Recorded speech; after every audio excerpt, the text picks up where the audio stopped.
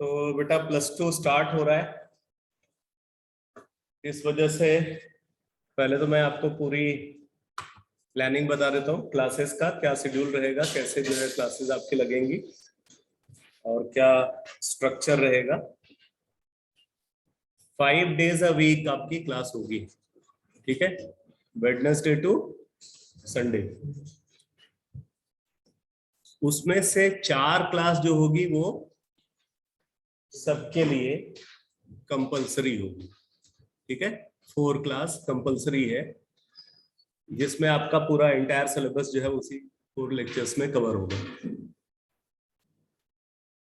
अब ये जो 4 क्लास होगी, इसमें क्लास का ड्यूरेशन वैसे 1.5 घंटे का है, 1.5 घंटे की क्लास है। और क्लास के एंड में हाफ आवर का एक्सटेंडेड सेशन होगा, जिसमें जो है आपको जो डीपीपीज मिल रही है, डीपीपीज के अलावा जो आपको स्टडी मटेरियल मिल रहा है, एनसीईआरटी की प्रॉब्लम्स आप सॉल्व कर रहे हो, ठीक है, उन सबके डाउट्स आधे घंटे हर दिन क्लास के एंड में। मतलब ऐसा नहीं कि आप 1.5 घंटे की क्लास खत्म हुई तो आप क्लास से बाहर निकलने लगे हो, और कंपलसरी है सबको बैठना, ठीक है ना। तो 1.5 घंटे की क्लास, आधे घंटे प्रैक्टिस क्लास, डाउट क्लास। तो इस वजह से जो जैसे लास्ट ईयर मैं पर वीक एक डाउट क्लास लेता था, तो अभी मैं कोई एक्स्ट्रा डाउट क्लास नहीं रखूंगा, ठीक है। वो क्लास के साथ ही डाउट क्लास भी उसी में इंक्लूडेड। एक क्लास जो है मैं और रख रहा हूं, वो एडवांस लेवल क्लास होगी, ठीक है, जेई एडवांस लेवल क्लास होगी। तो नेचुरल सी बात है कि जो स्टूडेंट जो है जेई एडवांस लेवल को टारगेट कर रहे हैं, ठीक है, वो उस क्लास में आ सकते हैं। मैं उसके लिए कोई क्राइटेरिया नहीं बना रहा हूं कि कोई एडमिशन टेस्ट है, उस टेस्ट के बेसिस पे जो है मतलब जो क्वालिफाई करेंगे उनको उस क्लास में आना है। ये आपकी मर्जी पे डिपेंड करता है, लेकिन ये है कि अगर आपने एक बार ऑप्शन ले लिया उस क्लास का, फिर आप इधर उधर नहीं कर सकते, ठीक है ना। आपको थ्रू आउट उस क्लास को फॉलो करना पड़ेगा। ऐसा नहीं कि कभी आप आए कभी नहीं आए, तो ये नहीं चलेगा। उस क्लास में क्या होगा वो भी बता देता हूं।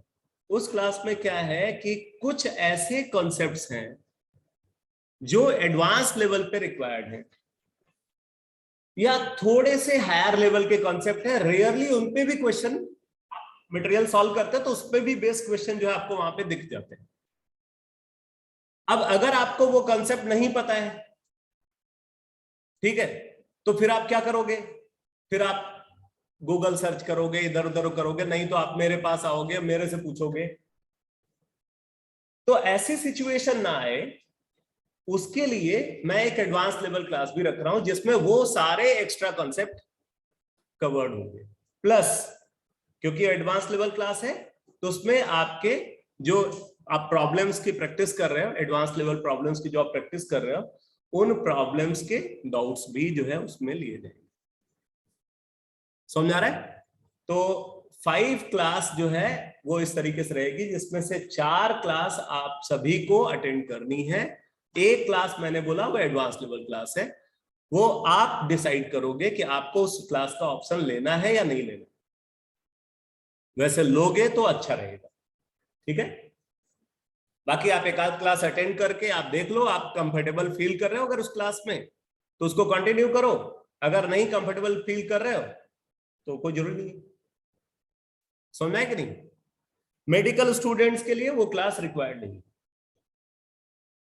मेडिकल स्टूडेंट को वो 5th क्लास जो एडवांस लेवल क्लास है वो अटेंड करने की जरूरत नहीं है। क्लियर? क्लास में आपको एनसीईआरटी जरूर लानी है। सबसे पहले मैं सॉलिड स्टेट से स्टार्ट कर रहा हूं। सॉलिड स्टेट को फिनिश करने के बाद फिर मैं ऑर्गेनिक और फिजिकल दोनों को साइड बाय साइड चलाऊंगा, ठीक है। ऑर्गेनिक में पहले +1 की ऑर्गेनिक डिस्कस होगी, जिसमें आइसोमेरिज्म को अभी डिस्कस करना है। आइसोमेरिज्म के बाद फिर जनरल ऑर्गेनिक केमिस्ट्री डिस्कस करनी है, फिर हाइड्रोकार्बन्स डिस्कस करना है, और फिर उसके बाद पूरी +2 की ऑर्गेनिक केमिस्ट्री है, ठीक है। और फिजिकल केमिस्ट्री में +2 की फिजिकल केमिस्ट्री चलेगी उसी सीक्वेंस में जिस सीक्वेंस में एनसीईआरटी में चैप्टर्स गिवन है। पहले solid state, then solution, solution के बाद जो है फिर इलेक्ट्रोकेमिस्ट्री एंड फिर केमिकल काइनेटिक्स। ये 4 तो कोर फिजिकल केमिस्ट्री के टॉपिक है। और फिर उसके बाद एक चैप्टर है सरफेस केमिस्ट्री। वैसे तो उसको भी हम फिजिकल केमिस्ट्री में ही कंसिडर करते हैं, बट अगर आप उसको जनरल केमिस्ट्री का टॉपिक बोलो, बिकॉज उसमें न्यूमेरिकल्स इन्वॉल्व नहीं है सरफेस केमिस्ट्री में, पूरा थियोरेटिकल टॉपिक है, ठीक है ना। तो ये 5 चैप्टर जो है वैसे फिजिकल केमिस्ट्री में कंसिडर किए जाते हैं, देन इनऑर्गेनिक और फिर लास्ट में ऑर्गेनिक है। अच्छा, अब एक चीज और मैं आपको बता दूं, आपको लगभग हर क्लास में आपको डीपीपी मिलेगी। जैसे आज आपको डीपीपी मिली है, हर क्लास में डीपीपी मिलेगी। डीपीपी की जो प्रॉब्लम है वो प्रॉब्लम जो है आपको, वो जो आधे घंटे का जो मैं क्लास के बाद जो सेशन रख रहा हूँ, ठीक है ना, उस आधे घंटे के इंटरवल में आपको डीपीपीज की प्रॉब्लम्स जो है वो पूछनी है। क्लियर? और अगर ये सब कुछ फिनिश हो गया तो फिर उसके बाद जो है आपने कोई और मटेरियल से अगर प्रैक्टिस की हुई है तो आप उसके क्वेश्चन पूछोगे, ठीक है। तो ये रहेगा अपना पूरा पैटर्न।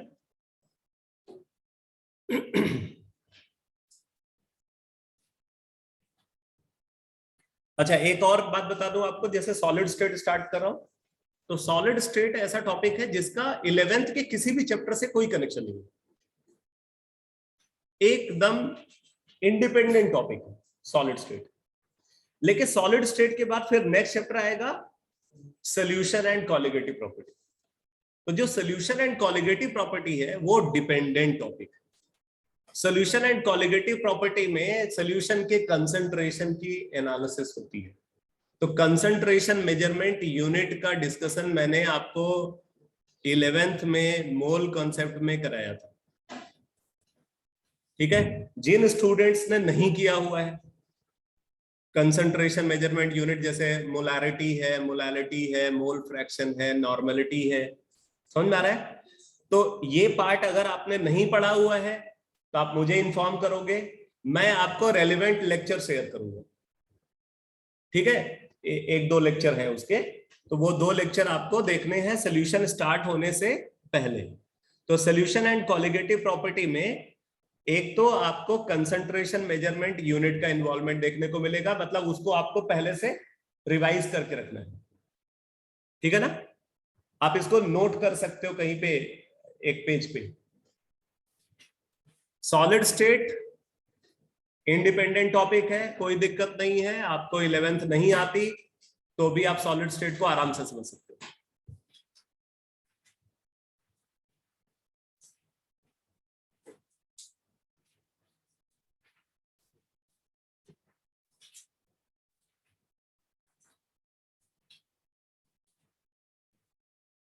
ठीक है, फिर आता है solution and colligative property. Solution and colligative property मैंने बोला, एक तो कंसंट्रेशन मेजरमेंट यूनिट को रिवाइज करना, concentration measurement unit.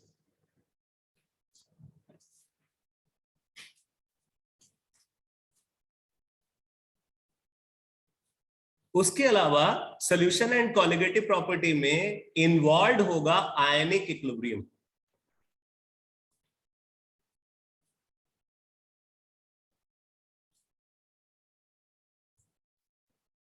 Ionic equilibrium, लेकिन ये जो आयनिक इक्विलिब्रियम का इन्वॉल्वमेंट है वो चैप्टर के सेकेंड हाफ में, फर्स्ट हाफ में नहीं है, सेकेंड हाफ में, ठीक है। तो एक तरीके से आप ये समझ लो कि वो सेकेंड हाफ तक पहुंचने में अभी हमें पूरा 1 महीने लग जाएगा। कितना टाइम है हमारे पास? 1 मंथ। तो 1 महीने में हमें क्या करना है? पूरा आयनिक इक्विलिब्रियम रिवाइज करना विद इन 1 मंथ, ठीक है ना। फिर क्या होगा, आयनिक इक्विलिब्रियम को आप रिवाइज कर लोगे तो जो तीसरा चैप्टर होगा, आप तीसरा चैप्टर नोट करो, इलेक्ट्रोकेमिस्ट्री।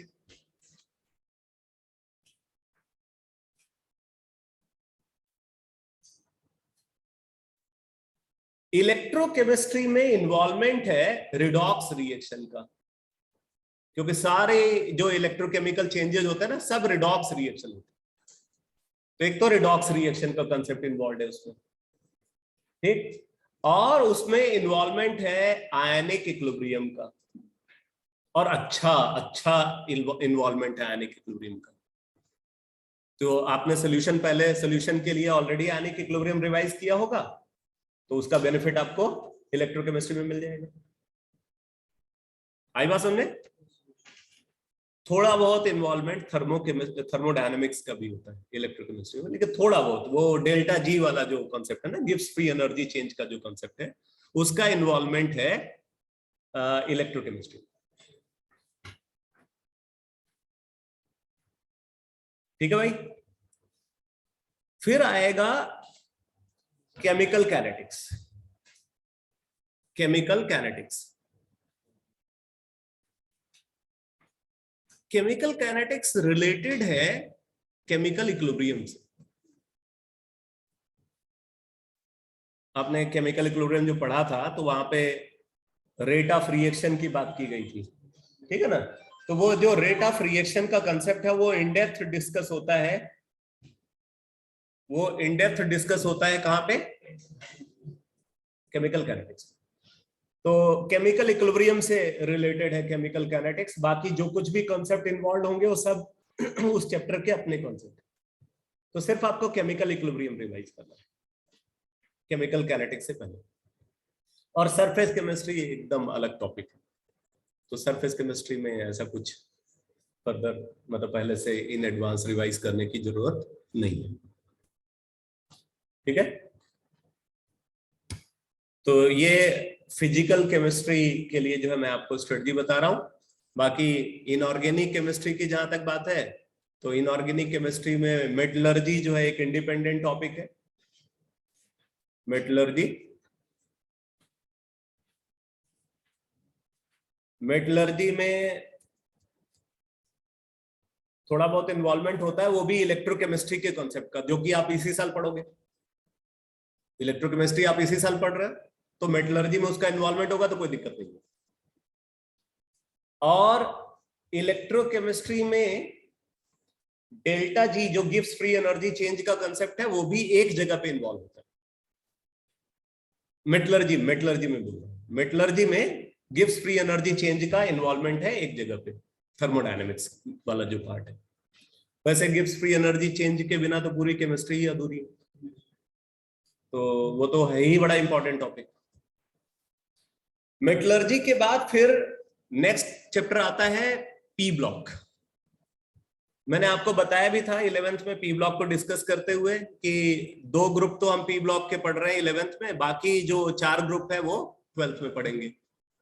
मैंने बोला था कि पी ब्लॉक में जो है एक तरीके से आप चाहो तो ये 2 ग्रुप का अगर आपको आइडिया लग गया, तो आप बाकी जो 4 ग्रुप है उनको आप अपने आप से एक रीडिंग कर सकते हो, एक रीडिंग लगा सकते हो आप, ठीक है। तो जब पी ब्लॉक स्टार्ट होगा, पी ब्लॉक से पहले आपको क्या करना है, फिर से एक बार पीरियोडिक टेबल को पूरा रिवाइज कर लेना है। जो 11th में पीरियोडिक टेबल आपने पढ़ी है, तो पीरियोडिक टेबल को फिर से रिवाइज कर लेना, ठीक है। बाकी फिर D and F block, D and F block आप इसी बहाने आपको पूरा मैं वो भी बता दे रहा हूँ, सिलेबस भी बता दे रहा हूँ। पी ब्लॉक के बाद फिर क्या है, डी एंड एफ ब्लॉक। तो डी एंड एफ ब्लॉक में तब तक आप इतनी केमिस्ट्री जान चुके होंगे कि आपको कुछ अलग से रिवाइज करने की जरूरत नहीं है, एक कंटिन्यूएशन आप पढ़ जाओगे डी एंड एफ ब्लॉक। फिर आता है इनऑर्गेनिक केमिस्ट्री का सबसे important topic, most scoring topic, coordination compound, ठीक है। कोऑर्डिनेशन कंपाउंड बहुत ही इंपॉर्टेंट टॉपिक है, बहुत इंपॉर्टेंट, बहुत स्कोरिंग टॉपिक।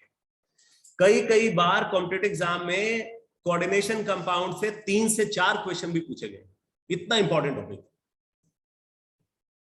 25 क्वेश्चन में 3 से 4 क्वेश्चन कोऑर्डिनेशन कंपाउंड। अब आप समझ सकते हो क्या इंपॉर्टेंस है इस चैप्टर की।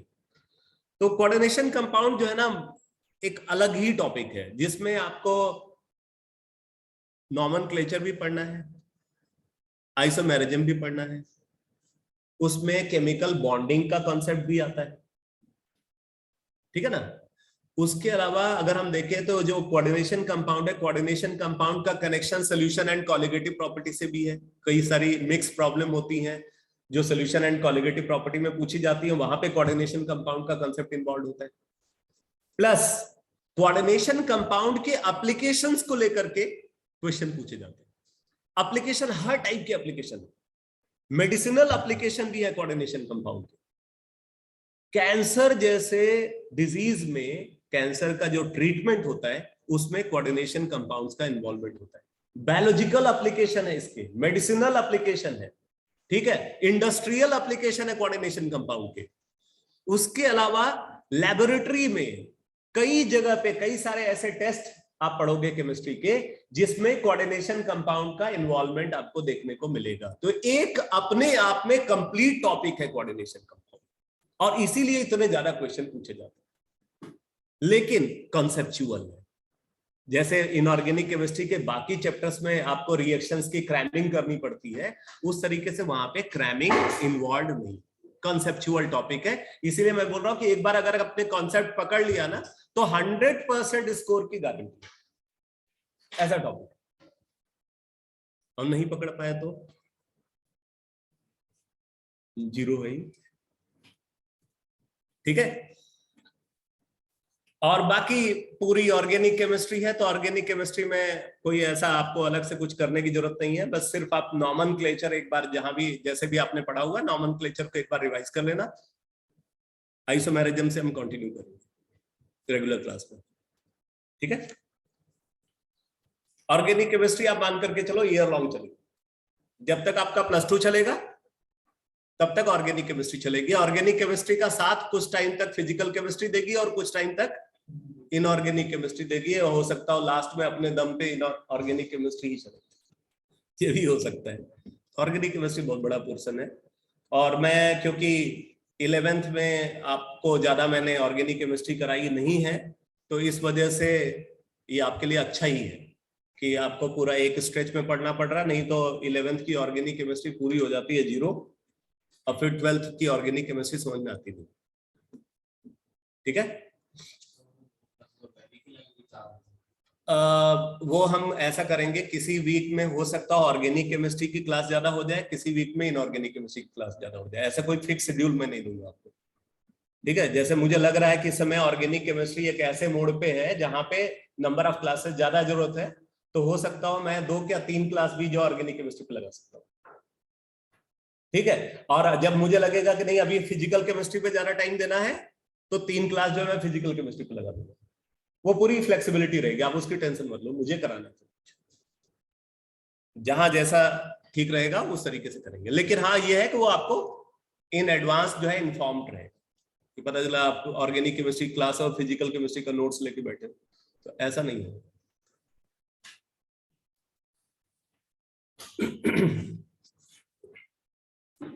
तो बेटा मैं स्टार्ट कर रहा हूं सॉलिड स्टेट।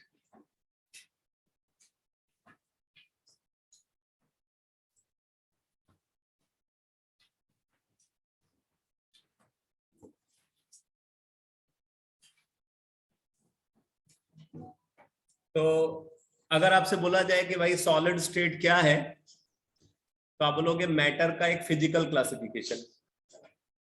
क्या है सॉलिड स्टेट? मैटर का एक फिजिकल क्लासिफिकेशन। अगर हम मैटर को फिजिकली क्लासिफाई करें तो मेनली 3 फॉर्म ऑब्जर्व होते हैं। कौन से? सॉलिड, लिक्विड एंड गैस, ठीक है। बाकी प्लाज्मा स्टेट होता है और सुपर क्रिटिकल फ्लूइड्स होते हैं, वो अलग डिस्कशन है। तो जिसमें आपने लिक्विड स्टेट और गैसेस स्टेट के बारे में 11th में पढ़ा हुआ है कि नहीं? स्टेट्स ऑफ मैटर जो आपने 11th में पढ़ा है, उसमें लिक्विड स्टेट और गैसेस स्टेट के बारे में आप पढ़ चुके हो। तो सॉलिड स्टेट जो है अब +2 में डिस्कस हो रहा है। वैसे बीच में अभी इन्होंने कुछ करिकुलम 2 साल पहले चेंज किया था, तो सॉलिड स्टेट को ये 11th में ले गए थे, फिर वापस 12th में ले आए हैं। लेकिन 12th में जब वापस इन्होंने ऐड किया तो एनसीईआरटी में काफी मेजर रिवीजन है, एनसीईआरटी में काफी चेंज आपको देखने को मिलेगा। अगर किसी स्टूडेंट के पास पुराना एडिशन होगा ना एनसीईआरटी का, तो प्रॉब्लम है, क्योंकि कई सारे कॉन्सेप्ट जो है वो चेंज हो चुके हैं। मैं जैसे आपको बताता हूं ये हेडिंग आपको आपके एनसीईआरटी में है या नहीं है। ये crystal lattices and unit cells, page number 7 पे, पेज नंबर 7 पे है क्या? 7 पे, 7 पे है। उससे पहले इन टेक्स्ट क्वेश्चंस है, ठीक है। इसमें कुछ एक टर्म इन्होंने इंट्रोड्यूस किए हैं, जैसे पहले जो पुराना एडिशन था ना उसमें जो है ये 2 डायमेंशनल लैटिसेस को इन्होंने नहीं डिस्कस किया था। अभी ये 2 डायमेंशनल लैटिसेस को इन्होंने ऐड किया है। फिर कुछ टर्म जैसे ऐड करे, जैसे बेसिस एक टर्म है, वो पहले पुराने एडिशन में नहीं था, अभी उसको ऐड किया। बेसिस है, मोटिव है, तो इस तरीके से करके कुछ नए टर्म्स जो है इसमें आए हुए हैं। तो यहां पे चेंज आपको दिखेगा, और आगे भी चेंजेस हैं इम्परफेक्शन में। इम्परफेक्शन और डिफेक्ट्स इन सॉलिड्स का डिस्कशन है, तो उसमें भी कुछ चेंजेस हैं। तो आपके पास पुराना एडिशन नहीं होना चाहिए एनसीईआरटी का, ये देख लेना।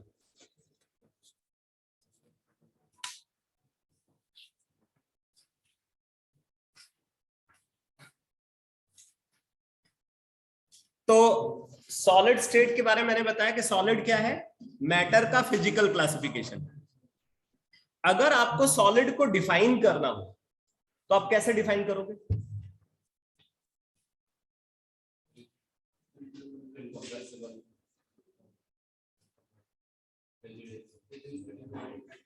आप ये बोल सकते हो कि सॉलिड जो है मैटर का एक क्लासिफिकेशन है जहां पे कॉन्स्टिट्यूएंट पार्टिकल का ट्रांसलेटरी मोशन पॉसिबल नहीं है। ट्रांसलेटरी मोशन मतलब जो कॉन्स्टिट्यूएंट पार्टिकल है वो अपनी जगह से इधर उधर कहीं मूव करके जा नहीं सकता। वो कॉन्स्टिट्यूएंट पार्टिकल एक फिक्स्ड पोजीशन पे हमेशा प्रेजेंट होगा। ज्यादा से ज्यादा वो क्या कर सकता है, उस फिक्स्ड पोजीशन के अबाउट ऑसिलेट कर सकता है, ठीक है, बट वो उस फिक्स्ड पोजीशन को छोड़ करके कहीं और नहीं जा सकता। ऐसी रिस्ट्रिक्शन लिक्विड स्टेट में नहीं है, गैस स्टेट में नहीं है। लिक्विड स्टेट और गैसेस स्टेट में कॉन्स्टिट्यूएंट पार्टिकल का ट्रांसलेटरी मोशन पॉसिबल है, लेकिन सॉलिड स्टेट में कॉन्स्टिट्यूएंट पार्टिकल का ट्रांसलेटरी मोशन पॉसिबल नहीं है। ये बात समझ में आ रही है? तो आप नोट करो, सॉलिड स्टेट की डिफिनेशन में लिखो, form of matter, form of matter in which translatory motion of constituent particle is impossible. Form of matter in which translatory motion of constituent particle is impossible. आगे लिखो, although they can oscillate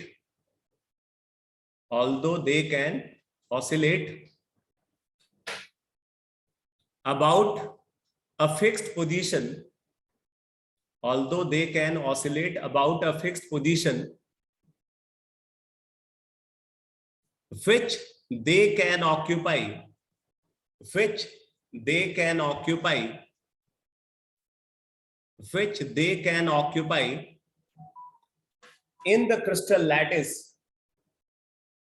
which they can occupy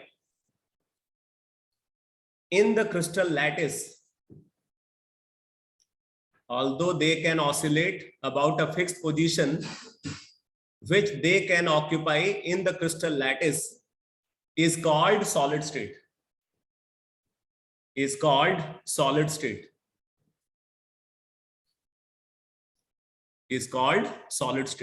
अब देखो, वो जो fixed point की बात कर रहा है, जिस फिक्स्ड पॉइंट के अबाउट कॉन्स्टिट्यूएंट पार्टिकल क्या कर रहा है, ऑसिलेट कर रहा है, उस फिक्स्ड पॉइंट को बोला जाता है लैटिस पॉइंट। क्या बोलते हैं उसको? Lattice point. तो पैरा चेंज करके लिखो, the fixed point about which constituent particle can oscillate is called lattice point. Is called lattice point. Is called lattice point. ठीक है भाई, तो ये है सॉलिड स्टेट की डिफिनीशन। ये डिफिनीशन सबको समझ में आ गई? इससे आपको ये भी पता चल गया कि सॉलिड और बाकी जो मैटर के फॉर्म है उनमें बेसिक डिफरेंस क्या है। बेसिकली इसी कैरेक्टरिस्टिक की वजह से इनकी प्रॉपर्टीज में चेंज आ जाता है। ठीक है ना? आप देखो, बात आती है सॉलिड के क्लासिफिकेशन की।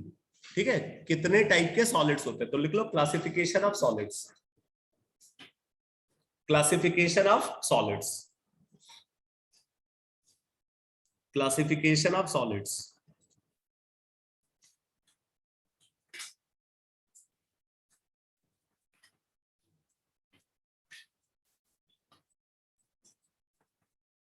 तो इसमें नोट करो, they are mainly classified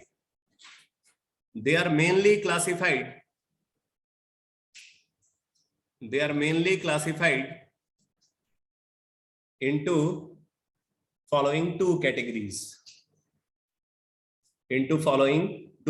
categories.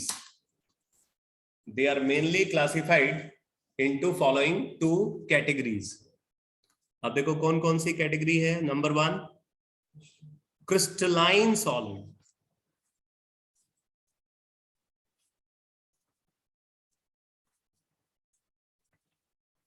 Crystalline solid. And number 2, amorphous solid.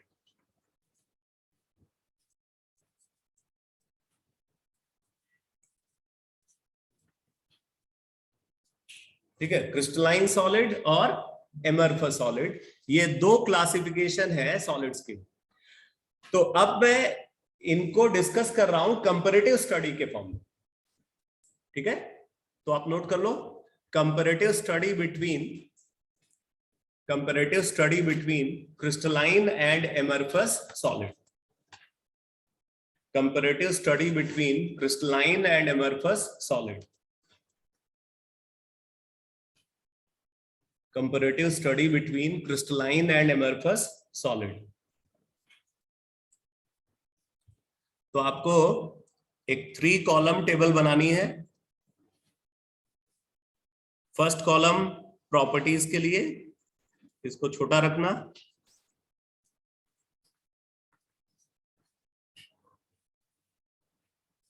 Second column इसी प्रॉपर्टी को लेकर के एनालिसिस क्रिस्टलाइन सॉलिड की।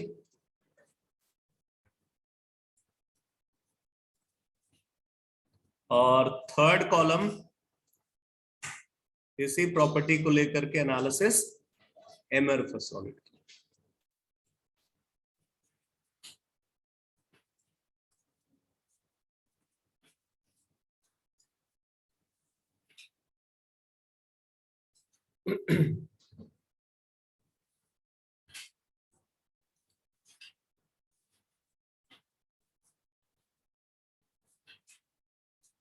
ठीक है, तो प्रॉपर्टीज में फर्स्ट प्रॉपर्टी लिखो।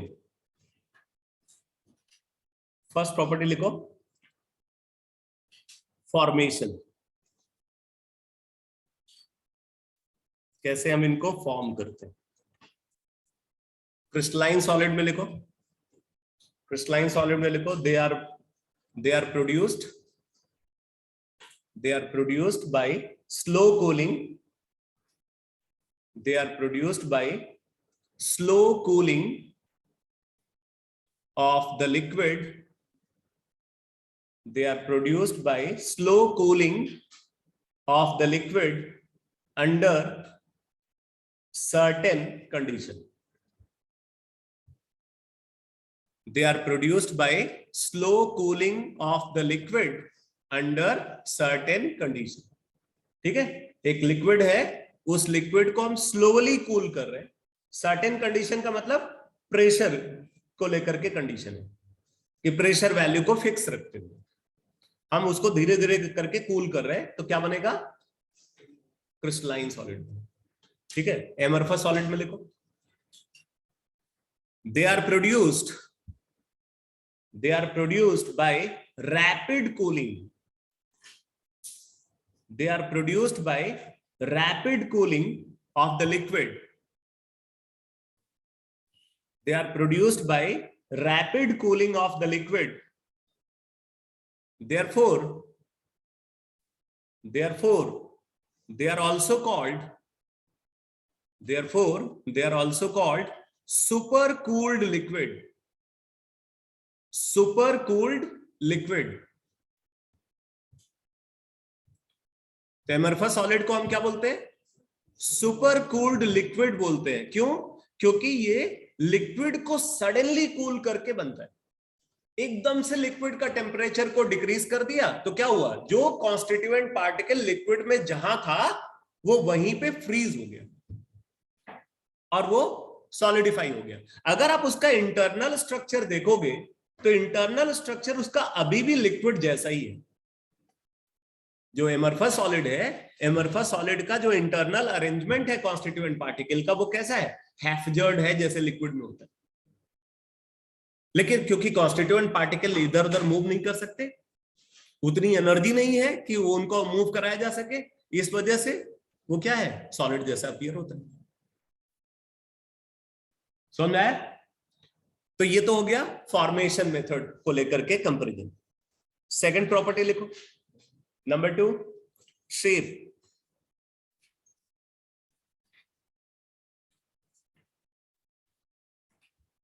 क्रिस्टलाइन सॉलिड में लिखो, क्रिस्टलाइन सॉलिड में लिखो, दे हैव definite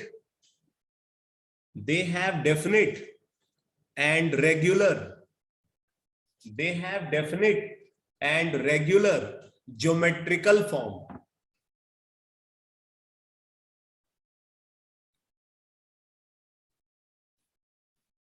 ठीक है, वो जो definite and regular geometrical form की बात हो रही है उसको क्रिस्टल बोलते हैं।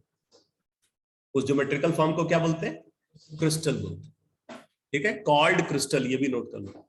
दे have definite and regular geometrical form called crystal.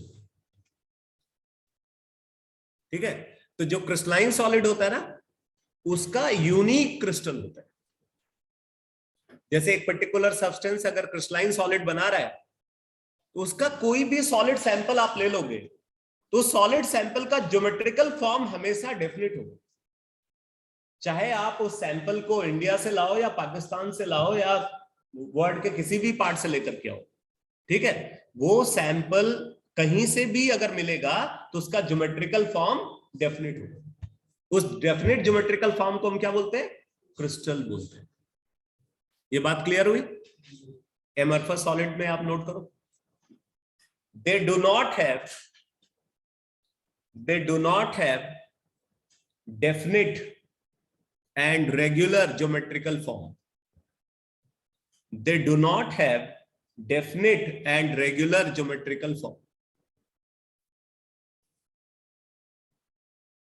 They do not have definite and regular geometrical form. मतलब एमरफस सॉलिड का क्या कोई क्रिस्टल एग्जिस्ट करेगा? भाई जब उसका ज्योमेट्रिकल फॉर्म ही डेफिनेट नहीं है तो फिर वो उसका क्रिस्टल एग्जिस्ट नहीं कर सकता। ठीक है ना, एमरफस सॉलिड का कोई क्रिस्टल नहीं होता। क्रिस्टल किसका होता है? क्रिस्टलाइन सॉलिड का क्रिस्टल होता है। थर्ड प्रॉपर्टी लिखो, number 3, melting point. Melting point crystalline solid में नोट करो बेटा, they have definite and sharp melting point. They have definite and sharp melting point. Sharp melting point का क्या मतलब है? एक फिक्स टेम्परेचर होगा जिसपे वो मेल्ट करेगा। ठीक, जैसे मान लो कि एक क्रिस्टलाइन सॉलिड है, उसका मेल्टिंग पॉइंट 99.7 डिग्री सेल्सियस है। 99.7 डिग्री सेल्सियस उसका मेल्टिंग पॉइंट है। तो अगर आप उसको 99.699999 डिग्री सेल्सियस पे रखोगे तो वो सॉलिड ही रहेगा, मेल्ट नहीं होगा। कब होगा melt? Exactly 99.7 degree Celsius temperature पे वो मेल्ट होगा, अगर हमने प्रेशर फिक्स रखा है तो। आई बात समझे? क्योंकि मेल्टिंग पॉइंट पे भी प्रेशर का इफेक्ट होता है। क्लियर? तो जो क्रिस्टलाइन सॉलिड है उसका डेफिनेट मेल्टिंग पॉइंट होता है, शार्प मेल्टिंग पॉइंट होता है। एमरफस सॉलिड में लिखो, they do not have definite and sharp melting point.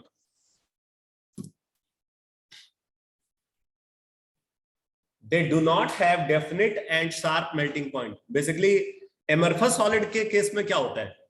amorphous solid के केस में बोलते हैं कि वो मेल्ट करते हैं, लेकिन कैसे? एक रेंज ऑफ टेम्परेचर में मेल्ट करते हैं। ठीक है, कोई फिक्स्ड टेम्परेचर नहीं होता जिस पे वो मेल्ट करेंगे, एक पूरी रेंज होती है टेम्परेचर की। उनको जब आप हीट करना शुरू करते हो क्या होता है? पहले वो थोड़े सॉफ्ट होते हैं, फिर और सॉफ्ट होते हैं, फिर और सॉफ्ट होते हैं, फिर उसके बाद वो मेल्ट करना। अब उसके पीछे वजह क्या होती है? क्यों एमरफस सॉलिड का मेल्टिंग पॉइंट डेफिनेट नहीं है, क्रिस्टलाइन सॉलिड का मेल्टिंग पॉइंट डेफिनेट है? जरा इसकी वजह समझो। क्रिस्टलाइन सॉलिड में कॉन्स्टिट्यूएंट पार्टिकल का फिक्स्ड अरेंजमेंट है थ्रू आउट, एक सिस्टमैटिक अरेंजमेंट है, पीरियोडिक अरेंजमेंट है कॉन्स्टिट्यूएंट पार्टिकल का। कहां पे? क्रिस्टलाइन सॉलिड के अंदर।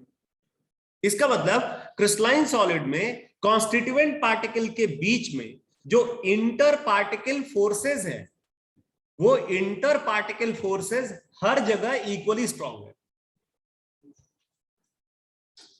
वो सॉलिड के किसी भी पार्ट में आप देखो, जो कॉन्स्टिट्यूएंट पार्टिकल उनके बीच में जो फोर्स ऑफ अट्रैक्शन है वो क्या है? इक्वली स्ट्रॉन्ग है थ्रू आउट। तो अगर वो इक्वली स्ट्रॉन्ग फोर्स है हर जगह, तो उस फोर्स को ब्रेक करने के लिए फिक्स्ड अमाउंट ऑफ एनर्जी चाहिए, और वो फिक्स्ड अमाउंट ऑफ एनर्जी एक फिक्स टेम्परेचर पे मिलेगी। जब वो टेम्परेचर अचीव होगा तो वो हीट सिस्टम को मिल जाएगी, और सिस्टम को अगर वो हीट मिल जाएगी तो सारे फोर्सेस एक साथ क्या होंगे? ब्रेक हो जाएंगे। अब ब्रेक हो जाएंगे तो क्या होगा? वो एकदम से सॉलिड से क्या बन जाएगा? लिक्विड बन जाएगा। लेकिन एमरफस सॉलिड में क्या होता है? एमरफस सॉलिड के अंदर कॉन्स्टिट्यूएंट पार्टिकल का कोई डेफिनेट अरेंजमेंट नहीं है, क्योंकि अंदर से तो उसका अरेंजमेंट लिक्विड जैसा है। और अगर हम लिक्विड के केस में देखें तो लिक्विड के केस में इंटरमॉलिक्यूलर सेपरेशन हर जगह एक जैसा नहीं है। कहीं पे पार्टिकल्स दूर दूर लाई कर रहे हैं, कहीं पे पार्टिकल्स पास पास लाई कर रहे हैं, कहीं पे particles intermediate order of separation को फॉलो कर रहे हैं। तो इसका मतलब क्या है? जहां पे पार्टिकल्स पास है वहां पे फोर्स क्या है? स्ट्रॉन्ग, ठीक, बहुत स्ट्रॉन्ग। जहां पे पार्टिकल्स दूर है वहां पे क्या है? फोर्स बहुत वीक है। और जहां पे पार्टिकल्स बीच का अरेंजमेंट को फॉलो कर रहे हैं वहां पे फोर्स कैसा है? इंटरमीडिएट ऑर्डर का है। इसका मतलब वहां पे इंटर पार्टिकल फोर्सेस की स्ट्रेंथ यूनिफॉर्म नहीं है। तो क्या होगा? जब आप टेम्परेचर को बढ़ाओगे, ठीक है, तो सबसे पहले वो वीकेस्ट फोर्सेस ब्रेक हो जाएंगे, उससे सॉलिड थोड़ा सॉफ्ट हो जाएगा। फिर और टेम्परेचर बढ़ाओगे तो जो इंटरमीडिएट ऑर्डर की स्ट्रेंथ वाले फोर्सेस है वो ब्रेक होंगे, वो और सॉफ्ट होगा।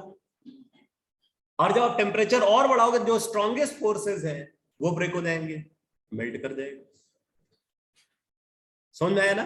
तो इस वजह से एमरफस सॉलिड का अपना कोई डेफिनेट मेल्टिंग पॉइंट नहीं होता, बट क्रिस्टलाइन सॉलिड का मेल्टिंग पॉइंट डेफिनेट होता है।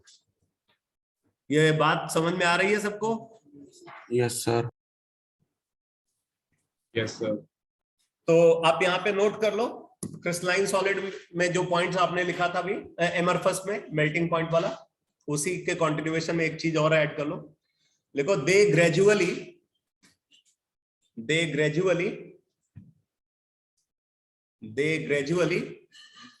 soften SOFTEN. They gradually soften over a range of temperature. Over a range of temperature.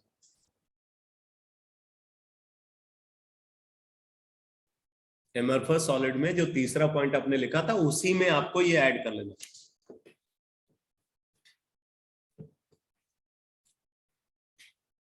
ठीक है, अब आप फोर्थ पॉइंट लिखो।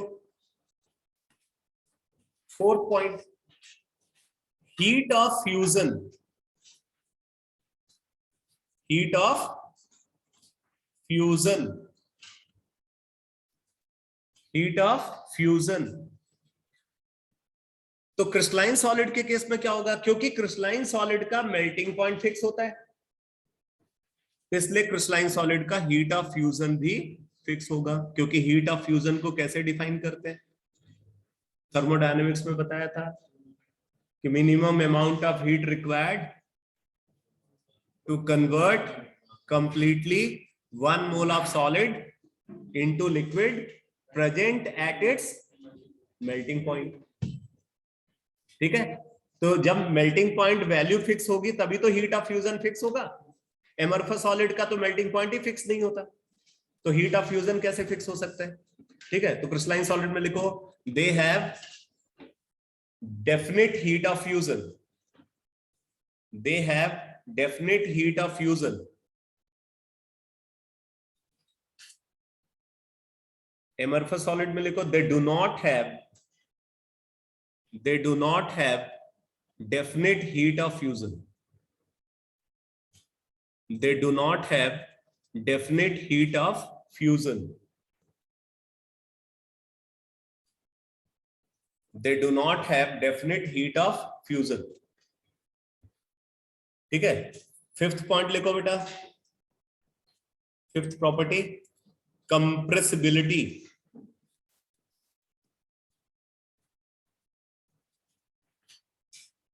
कंप्रेसिबिलिटी। क्रिस्टलाइन सॉलिड में लिखो, they are rigid. They are rigid and incompressible.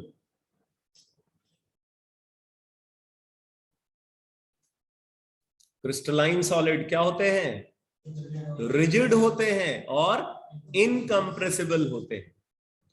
Amorphous solid में लिखो, they can be compressed to some extent.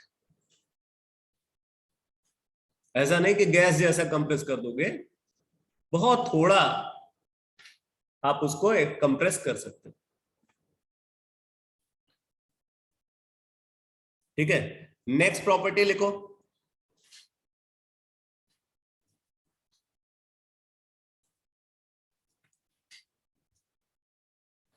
Cleavage property.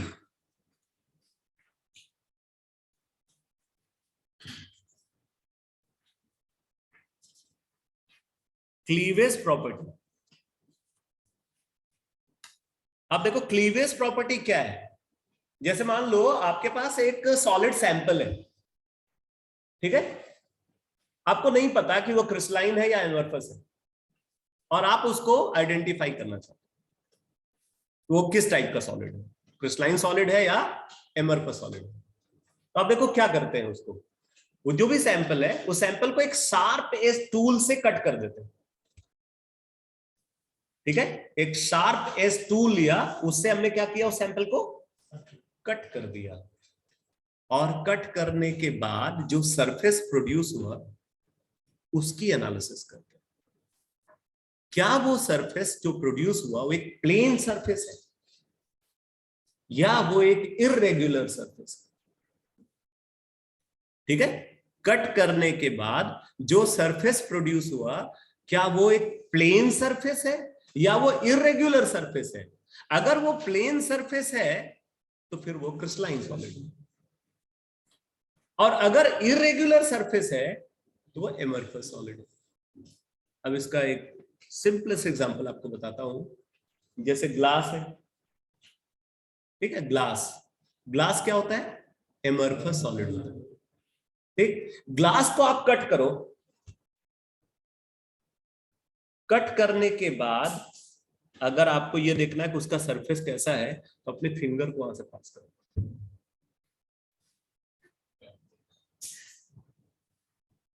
तो यहां पे कट लग जाता है। अब कैसे पता चला कि कट लग गया? यहां से एक रेड कलर का लिक्विड बाहर आता है। समझ आ रहा है? अब ये इंडिकेट कर रहा है कि ग्लास का जो सरफेस प्रोड्यूस हुआ है वो कैसा है? इररेगुलर है। उसकी वजह से आपकी फिंगर्स कट जाती है। ठीक, तो क्लीवेज प्रॉपर्टी को अगर हम यहाँ पे डायग्राम के थ्रू समझे, अब डायग्राम भी हमारा वाला है। जैसे मान लो एक सॉलिड सैंपल है, ठीक, हमने क्या किया, इसको कट कर दिया। अब कट करने के बाद क्या होगा, ये दो पीसेस में ब्रेक हो जाएगा।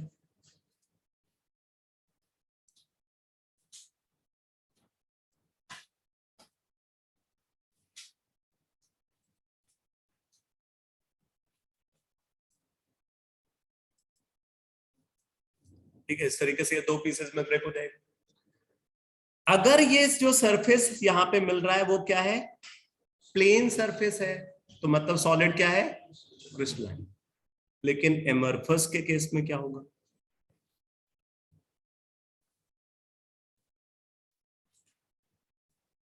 अगर हमने एमरफस सॉलिड को किसी शार्प एज टूल से कट किया तो उसके बाद ये भी दो पीसेस में ब्रेक होगा, बट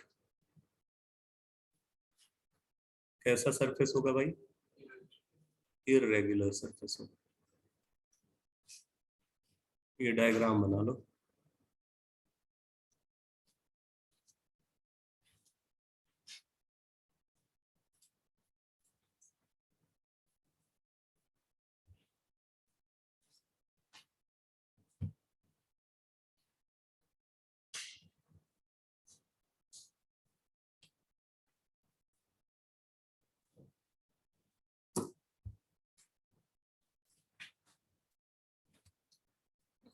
तो क्रिस्टलाइन सॉलिड में लिखो बेटा,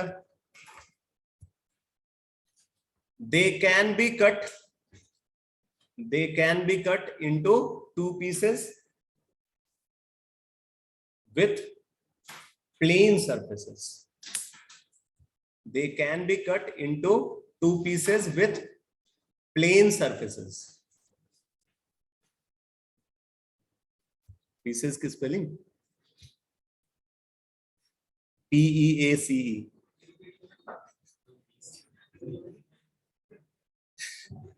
PIECE. PIECE.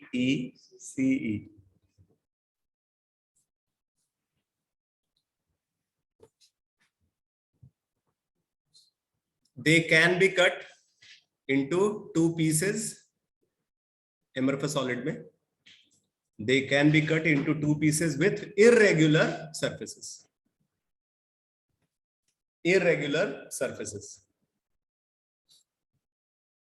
अच्छा, अब ये डिफरेंस क्यों अराइज हुआ, इसको समझो। इसके भी रूट में क्या है, जो इंटरनल अरेंजमेंट है कॉन्स्टिट्यूएंट पार्टिकल का, उसकी वजह से ऐसा होता है। क्योंकि क्रिस्टलाइन सॉलिड में कॉन्स्टिट्यूएंट पार्टिकल का एक सिस्टमैटिक अरेंजमेंट है थ्रू आउट। इसका मतलब वहां पे इंटर पार्टिकल फोर्सेस हर जगह इक्वली स्ट्रांग है। तो जब आप उसको कट करोगे तो हर जगह इक्वली स्ट्रांग फोर्सेस ब्रेक होंगे। तो इक्वली स्ट्रांग फोर्सेस हर जगह ब्रेक हो रहे हैं, तो इसलिए वो जो है प्लेन सरफेस के साथ कट होता है। जबकि एमरफस सॉलिड के केस में क्या होगा, इंटर पार्टिकल फोर्सेस का जो अरेंजमेंट है, मतलब स्ट्रेंथ है, वो फिक्स नहीं है। कहीं पे वो स्ट्रांग है, कहीं पे वीक है, कहीं पे इंटरमीडिएट ऑर्डर का है।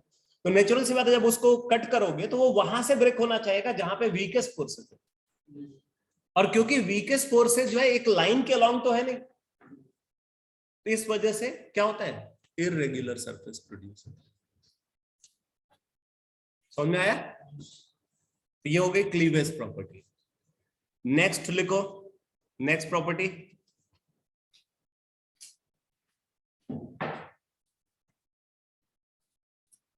लिखो, रेंज ऑर्डर।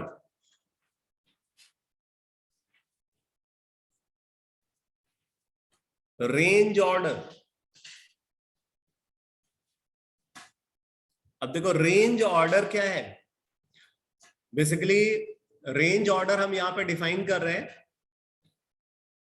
कॉन्स्टिट्यूएंट पार्टिकल का जो अरेंजमेंट है थ्रू आउट द सॉलिड, उसको लेकर के। तो अगर हम क्रिस्टलाइन सॉलिड को देखें तो क्रिस्टलाइन सॉलिड में कॉन्स्टिट्यूएंट पार्टिकल का कैसा रेंज ऑर्डर होगा? Long range order. Long range order का मतलब क्या? दूर दूर तक एक जैसा अरेंजमेंट है कि नहीं? दूर दूर तक एक जैसा पैटर्न मिलेगा, इसका मतलब वहां पे क्या है? Long range order. लेकिन एमरफस सॉलिड में क्या है? पॉइंट टू पॉइंट वो अरेंजमेंट वेरी कर रहा है, इसका मतलब वहां पे क्या है? Short range order.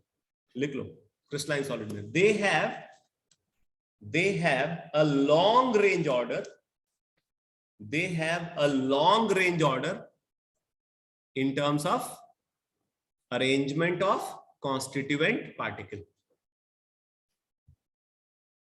They have a long range order in terms of arrangement of constituent particle. They have a long range order in terms of arrangement of constituent particle. ठीक है, एमरफस सॉलिड में लिखो बेटा, they have a short range order, they have a short range order in terms of arrangement of constituent particle. They have a short range order in terms of arrangement of constituent particle.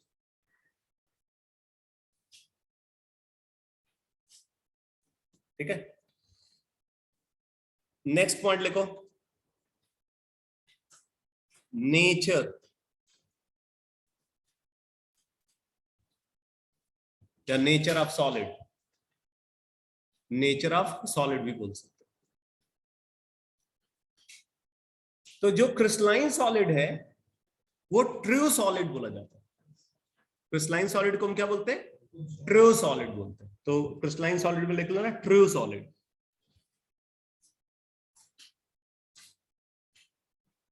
सिर्फ बाहर से ही नहीं,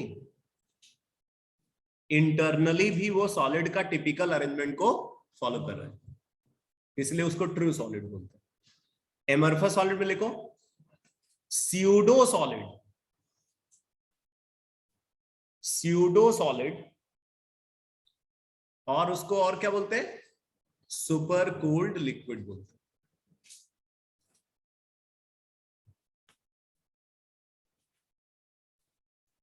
ठीक है, next property लिखो बेटा, cooling curve. इसके बारे में एनसीईआरटी में इंफॉर्मेशन नहीं है, बट इस पे भी क्वेश्चन आया हुआ है। कूलिंग कर्व अगर देखें, ठीक है, तो क्रिस्टलाइन सॉलिड का कूलिंग कर्व और एमरफस सॉलिड का कूलिंग कर्व में डिफरेंस होता है। उससे भी आप डिफरेंशिएट कर सकते हो सॉलिड कैसा है, क्योंकि क्रिस्टलाइन सॉलिड का मेल्टिंग पॉइंट डेफिनेट होता है, इसलिए कूलिंग कर्व वहां पे अलग मिलेगा। आप देखो कूलिंग कर्व कैसा होता है क्रिस्टलाइन सॉलिड का, मैं ड्रॉ करता हूं।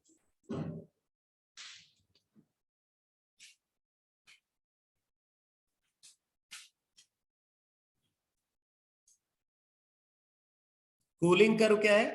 कूलिंग कर्व एक कर्व है बिटवीन टेम्परेचर एंड टाइम।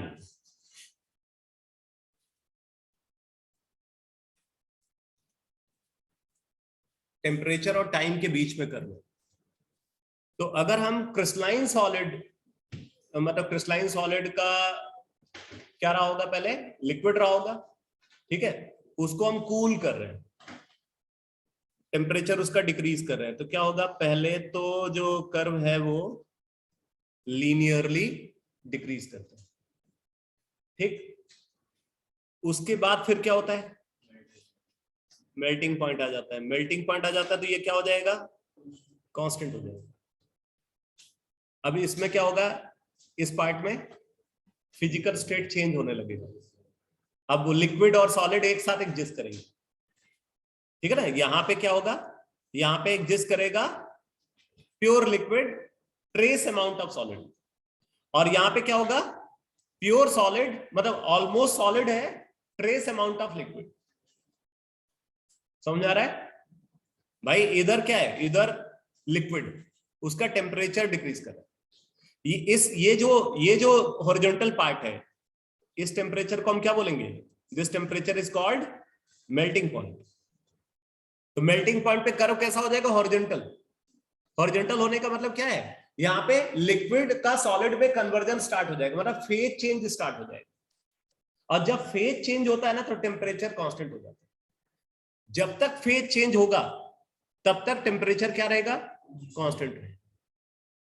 ठीक है, यहां पे सारा का सारा लिक्विड सॉलिड बन गया, उसके बाद फिर से टेम्परेचर जो है वो लीनियरली डिक्रीज करने लगेगा। तो ऐसा कूलिंग कर ऑब्जर्व होता है कहां पे, क्रिस्टलाइन सॉलिड के केस में। ठीक, एमरफस सॉलिड के केस में क्या होता है, एमरफस सॉलिड के केस में अगर हम कर्व ड्रॉ करते हैं बिटवीन टेम्परेचर एंड टाइम,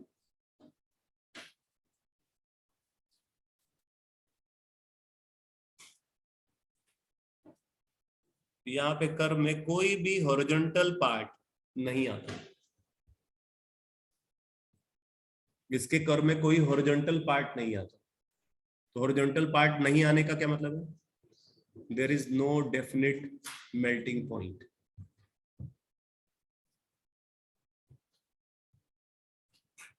तो ये है एक difference between crystalline and amorphous solid. एक डिफरेंस नहीं, एक और डिफरेंस, डिफरेंस तो बहुत सारे हो गए, एक और, इसके बाद एक और लिखो,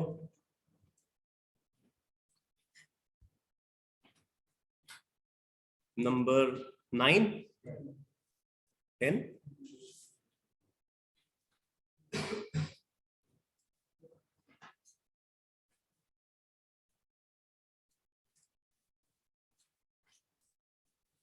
देखो, आइसोट्रॉपी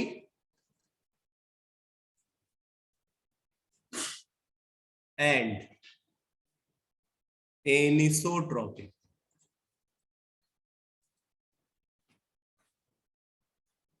ये टर्म मैंने पहले यूज किया हुआ है, बहुत पहले यूज किया हुआ है।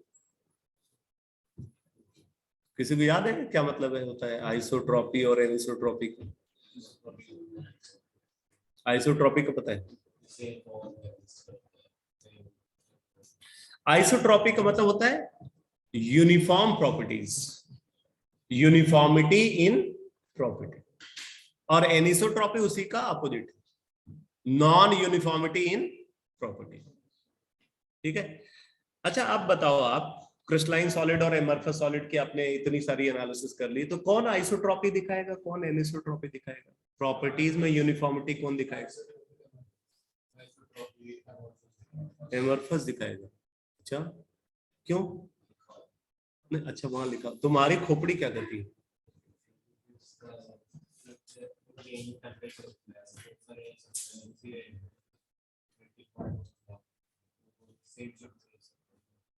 ये मतलब समझ में आ रहा है यूनिफॉर्म प्रॉपर्टी का? हमारा मन ये कहता है कि क्योंकि अब तक हमें थ्रू आउट सिस्टमैटिक दिखा है क्रिस्टलाइन सॉलिड, इसलिए यूनिफॉर्मिटी दिखानी चाहिए क्रिस्टलाइन सॉलिड और नॉन यूनिफॉर्मिटी दिखानी चाहिए एमरफस सॉलिड। वो तो तुम एनसीईआरटी पढ़ के बोल रहे हो, लेकिन सिर्फ पढ़ के बोल रहे हो, समझ नहीं रहे हो। एक्चुअल में जो एनसीईआरटी में लिखा है वो सही लिखा है, लेकिन वो कैसे सही है अब इसको समझो। बेसिकली यहां पे सारे प्रॉपर्टीज को लेकर के आइसोट्रॉपी और एनिसोट्रॉपी की बात नहीं की जा रही, यहां पे उन प्रॉपर्टीज को लेकर के एनालिसिस की जा रही है जो बेसिकली लिक्विड की प्रॉपर्टीज।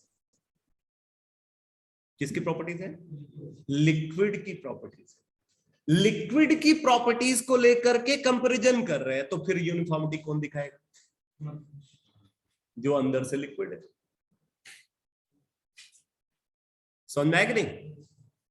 तो इस वजह से बोल रहे हैं कि कुछ ऐसी लिक्विड लाइक प्रॉपर्टीज हैं जिन प्रॉपर्टीज को लेकर के क्रिस्टलाइन सॉलिड एनिसोट्रॉपिक बिहेवियर दिखाता है, नॉन यूनिफॉर्म बिहेवियर दिखाता है, क्योंकि वो अंदर से भी सॉलिड ही है।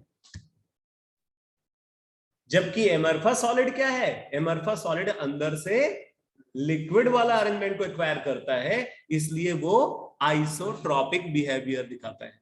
ठीक है, नोट करो, क्रिस्टलाइन सॉलिड में लिखो, they are anisotropic in nature, they are anisotropic, they are anisotropic in nature in terms of properties, in terms of properties like, in terms of properties like refractive index, refractive index, tensile strength, tensile strength, mechanical stress, mechanical stress, thermal conductivity, thermal conductivity, electrical conductivity, etcetera.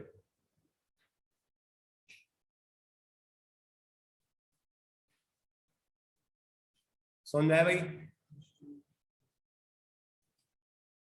तो ये जो properties हैं ये basically liquid की properties बोली जाती हैं। इसमें से कुछ चीजें आपने फिजिक्स में भी पढ़ा होगा। तो इन प्रॉपर्टीज को लेकर के अगर हम कंपेयर करें तो जो क्रिस्टलाइन सॉलिड है वो क्या दिखाता है? नॉन यूनिफॉर्म बिहेवियर दिखाता है। इन प्रॉपर्टीज का जो वेरिएशन है क्रिस्टलाइन सॉलिड में वो कैसा है? नॉन यूनिफॉर्म वेरिएशन है, इसलिए वो एनिसोट्रॉपिक इन नेचर होता है। जबकि एमरफस सॉलिड में लिखो, लिखो they are isotropic in nature, they are isotropic in nature in terms of these properties, they are isotropic in nature in terms of these properties.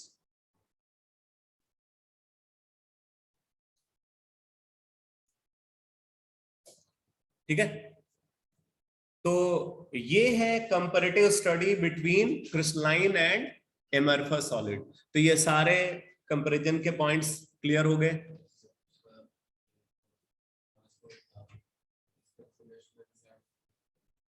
क्या लिखा हुआ?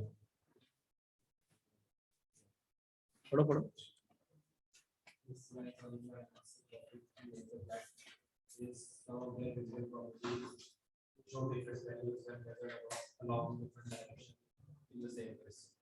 बात तो वही हो गई, एक्सप्लेनेशन तो वही है ना कि डायरेक्शन बदलोगे तो प्रॉपर्टीज का जो वेरिएशन है वो बदल जाता है, वैल्यू बदल जाती है उसकी। भाई जैसे आप देखो, मान लो एक आयनिक सॉलिड ले लो आप, ठीक है ना? तो आयनिक सॉलिड में क्या है? आयनिक सॉलिड में वो कैटायन और एनायन से मिलकर बना है। मान लो एक डायरेक्शन में आप जा रहे हो, अब उस डायरेक्शन में कैसा अरेंजमेंट है? पहले कैटायन आया, फिर एनायन आया, फिर कैटायन आया, फिर एनायन, फिर कैटायन, फिर एनायन, फिर कैटायन, फिर एनायन, ये अरेंजमेंट चेंज चल रहा है। ठीक, तो मतलब ये अगर देखो तो लॉन्ग रेंज ऑर्डर है ना। अब आपने डायरेक्शन बदल दी, अब डायरेक्शन बदलने पे क्या दिख रहा है आपको? Cation cation cation cation cation cation cation. आपने डायरेक्शन और बदल दी, क्या मिल रहा है? Anion anion anion anion anion anion anion. मतलब रेंज ऑर्डर तो लॉन्ग है लेकिन डायरेक्शन बदलने पे पैटर्न बदल रहा है। तो अगर कॉन्स्टिट्यूएंट पार्टिकल का पैटर्न बदल जा रहा है डायरेक्शन बदलने पे, तो नेचुरल सी बात है प्रॉपर्टीज भी तो बदलेगी। आया समझ में?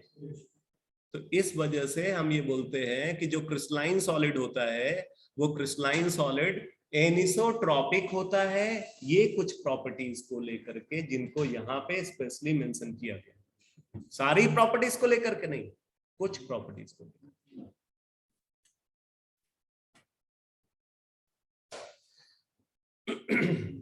अब देखो एमरफस सॉलिड के एग्जाम्पल क्या है। वैसे तो मैंने अभी आपको बताया कि आप कोई भी लिक्विड ले लो, उस लिक्विड को आप रैपिड कूलिंग करो, सडनली कूल कर दो, बहुत ज्यादा टेम्परेचर को डिक्रीज कर दो, तो वो क्या बन जाता है, एमरफस सॉलिड बन जाता है।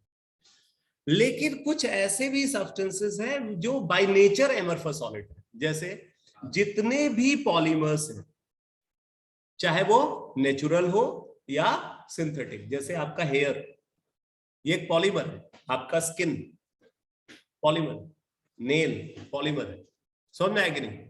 आपके बॉडी के मैक्सिमम पार्ट्स जो है वो पॉलीमर से बने, और वो कैसे पॉलीमर्स है, नेचुरल पॉलीमर्स। इसका मतलब वो क्या है, एमरफस सॉलिड। ठीक है, तो जितने भी पॉलीमर हैं, चाहे वो नेचुरल है या सिंथेटिक, वो एमरफस सॉलिड के एग्जांपल है। तो आप नोट में लिख लो, नोट में लिखो, नहीं properties finish,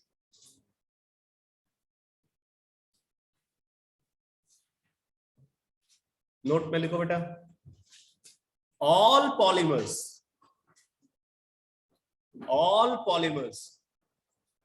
whether it is natural or synthetic, whether it is natural or synthetic,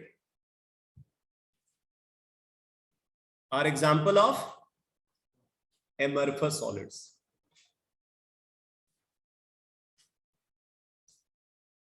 तो जैसे रबर अगर आपसे बोला जाए कैसा सॉलिड है, एमरफस सॉलिड। प्लास्टिक एमरफस, ठीक है। अगर हम कंसीडर करें पॉलीविनाइल क्लोराइड पीवीसी, एमरफस। जहां पॉली आ जाए, पॉली नेम में पॉली आ जाए, मतलब क्या है वो, पॉलीमर है। पॉलीमर है तो क्या हो गया, एमरफस। और एमरफस सॉलिड के बारे में मैंने थर्मोडायनामिक्स से कुछ बताया था। हाँ, एब्सोल्यूट जीरो टेम्परेचर पे उनकी एंट्रोपी जीरो नहीं होती। सिर्फ जो क्रिस्टलाइन सॉलिड है उन्हीं की एब्सोल्यूट जीरो टेम्परेचर पे एंट्रोपी जीरो होती है। इसीलिए बोलते हैं कि सिर्फ क्रिस्टलाइन सॉलिड की हम एब्सोल्यूट एंट्रोपी वैल्यू निकाल सकते हैं, एमरफस सॉलिड की एब्सोल्यूट एंट्रोपी नहीं निकाल सकते, क्योंकि उसके लिए हमारे पास कोई रेफरेंस वैल्यू नहीं है। अच्छा, अब देखो, अब कुछ क्वेश्चन पूछे जाते हैं। ये जो एनालिसिस मैंने अभी कराई है, इस पे कुछ थ्योरेटिकल क्वेश्चन, जैसे एक क्वेश्चन लिखो, लिखो, why old window glass panels, old पुराना, why old window glass panels look milky, why old window glass panels look milky। तो आप जवाब दे सकते हो सफाई नहीं हुई है,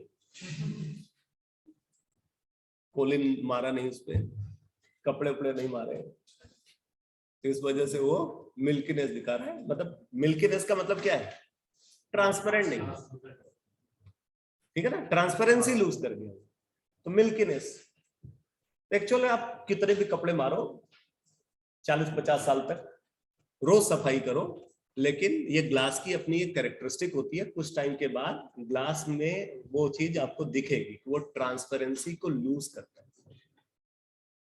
अब बात आती है कि क्यों ग्लास अपनी ट्रांसपेरेंसी टाइम के साथ लूज करता है, क्यों वो मिल्कीनेस दिखाता है। एकदम लॉजिकल सा क्वेश्चन है। अच्छा, ग्रेविटी का इफेक्ट, चलो कोई नहीं, तुम बाद में ज्ञान देना, पहले मेरा ज्ञान सुन लो, फिर तुम फर्दर और कोई पॉइंट ऐड करना हो तो बताना। अभी मैंने बोला कि ग्लास क्या है, सुपर कूल्ड लिक्विड है, एमरफस सॉलिड है। एमरफस सॉलिड का रिफ्रैक्टिव इंडेक्स क्या होगा, आइसोट्रॉपिक, आइसोट्रॉपिक होगा ना। अरे आइसोट्रॉपी में मैंने रिफ्रैक्टिव इंडेक्स को कंसीडर किया कि नहीं किया, रिफ्रैक्टिव इंडेक्स ही वो प्रॉपर्टी है जिसकी वजह से ट्रांसपेरेंसी आती है। कोई भी मैटर अगर ट्रांसपेरेंट है, ट्रांसपेरेंट होने का क्या मतलब है, उसका रिफ्रैक्टिव इंडेक्स यूनिफॉर्म है। रिफ्रैक्टिव इंडेक्स यूनिफॉर्म होने से क्या हुआ, लाइट उससे ट्रांसमिट हो जा रही है। जो भी लाइट उस सरफेस पे गिर रही है वो दूसरे साइड से निकल जा रही है। बोलो, यही होता है ना। अब देखो, अगर रिफ्रैक्टिव इंडेक्स यूनिफॉर्म नहीं होगा तब क्या होगा, जब रिफ्रैक्टिव इंडेक्स वेरी करता है तो लाइट का पाथ में भी डेविएशन आता है। ठीक होता ना कि जब ग्लास से लाइट पास करते हो तो आप देखते हो ओरिजिनल पाथ से डेविएट करती है। तो आप देखो यहां पे क्या है, अगर एक ऐसे सब्सटेंस से लाइट पास कर रही है जिसका रिफ्रैक्टिव इंडेक्स लगातार बदल रहा है, तो लगातार अगर बदल रहा है तो लाइट का पाथ भी तो लगातार चेंज होगा। ठीक, और अगर लाइट का पाथ लगातार चेंज होगा तो इस बात के पूरे चांसेस है कि लाइट बाहर ही ना निकल पाए, लाइट अंदर ही रह जाए, घूम घूम घूम घूम करके भूल भुलैया में खो जाए। यानी कि वो क्या होगा, वो ट्रांसपेरेंट नहीं होगा। ठीक, अब देखो क्या होता है, जो ग्लास है, ग्लास का यूनिफॉर्म रिफ्रैक्टिव इंडेक्स है, लेकिन अगर वो ग्लास बहुत ज्यादा टाइम से कहीं पे लगा हुआ है, पड़ा हुआ है, तो जो एटमॉस्फेयर में टेम्परेचर फ्लक्चुएशन हो रहा है, सीजनल चेंजेस भी हो रहे हैं, इवन एक दिन में भी टेम्परेचर में चेंज होता है। सुबह के टाइम में अर्ली इन द मॉर्निंग जो है टेम्परेचर जैसे आजकल जो है 20 डिग्री के आसपास चल रहा है कि नहीं, और ये समर ये पीक में जो दोपहर में जो है अगर आप देखो तो टेम्परेचर जो है वो 38 39 अभी पहुंच रहा है। तो एक दिन में भी टेम्परेचर में चेंज हो रहा है। और अगर हम वेदर के हिसाब से, मतलब सीजन के हिसाब से देखें, तो अभी विंटर्स में आप देखो क्या टेम्परेचर था और अब क्या टेम्परेचर। तो ये जो एटमॉस्फेयर में टेम्परेचर फ्लक्चुएशन हो रहा है, उस टेम्परेचर फ्लक्चुएशन की वजह से क्या होता है, अभी मैंने बोला कि ये एमरफस सॉलिड है, मतलब इंटरनली जो कॉन्स्टिट्यूएंट पार्टिकल है उनका अरेंजमेंट इरेगुलर है, इंटर पार्टिकल फोर्सेस की स्ट्रेंथ यूनिफॉर्म नहीं है। ठीक, तो जब टेम्परेचर बढ़ता है तो टेम्परेचर बढ़ने पे क्या होता है, कुछ कॉन्स्टिट्यूएंट पार्टिकल जो वीकेस्ट फोर्सेस के थ्रू हेल्ड है वो फ्री हो जाते हैं, वो फोर्स ब्रेक हो जाता है। जब वो फोर्स ब्रेक हो जाता है तो वो कॉन्स्टिट्यूएंट पार्टिकल थोड़ी देर के लिए क्या होता है, फ्री हो जाते हैं। फ्री हो जाते हैं, फिर उसका टेम्परेचर धीरे धीरे डिक्रीज करता है।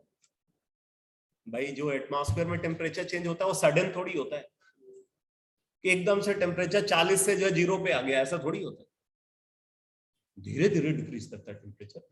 ठीक है, तो ऐसे क्योंकि स्लो कूलिंग हो रही है, स्लो हीटिंग हो रही है, तो इस वजह से क्या होता है, जो कॉन्स्टिट्यूएंट पार्टिकल है उनको रीअरेंज होने का चांस मिल जाता है। जब उनको रीअरेंज होने का चांस मिल रहा है, वो भी स्लो मैनर में, तो वो हमेशा सिस्टमैटिक अरेंजमेंट को एक्वायर करना चाहते हैं। पहले उनका अरेंजमेंट क्या था, अनसिस्टमैटिक था, लेकिन हीटिंग और स्लो कूलिंग की वजह से क्या हुआ, वो धीरे धीरे करके सिस्टमैटिक अरेंजमेंट को एक्वायर करने लगते हैं।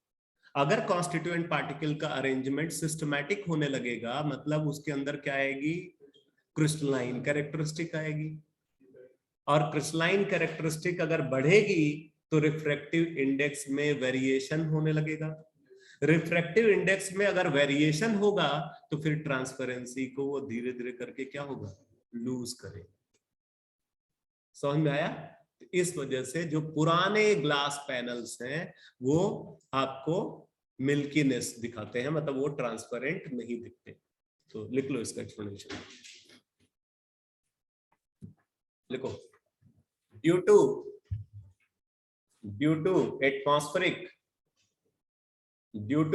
atmospheric temperature fluctuation, due to atmospheric temperature fluctuation over a long time interval,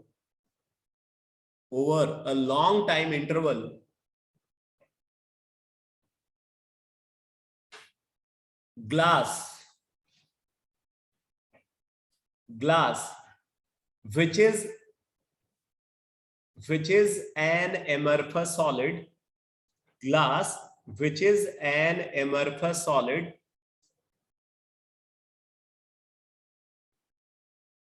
and therefore have uniform refractive index and therefore have uniform refractive index and therefore have uniform refractive index acquires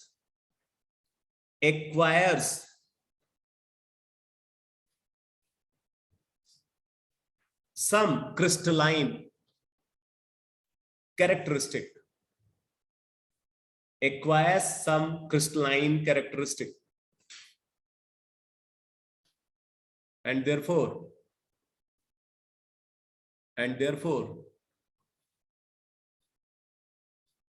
its refractive index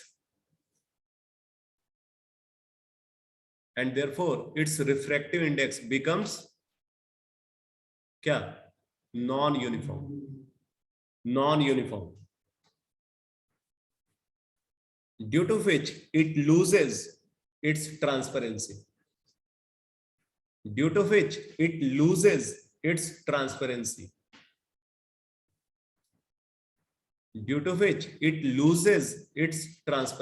and so milkiness.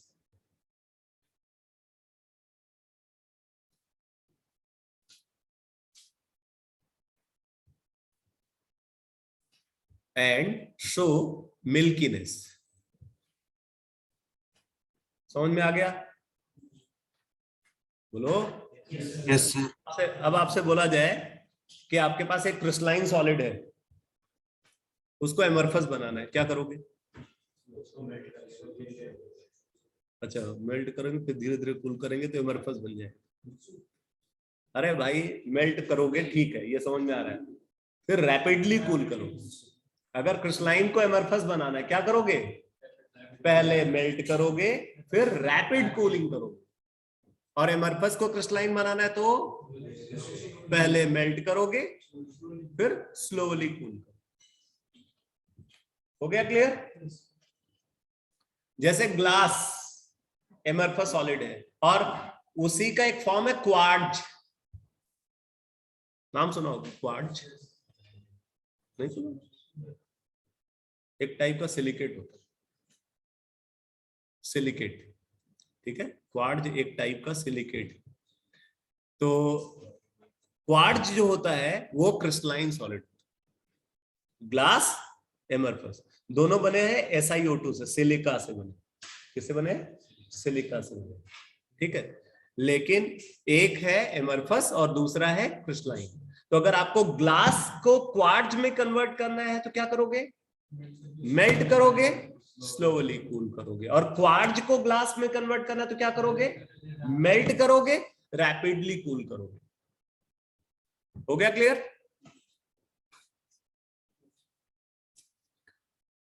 बाकी एक question यहां पे और पूछा जाता है, लिखो।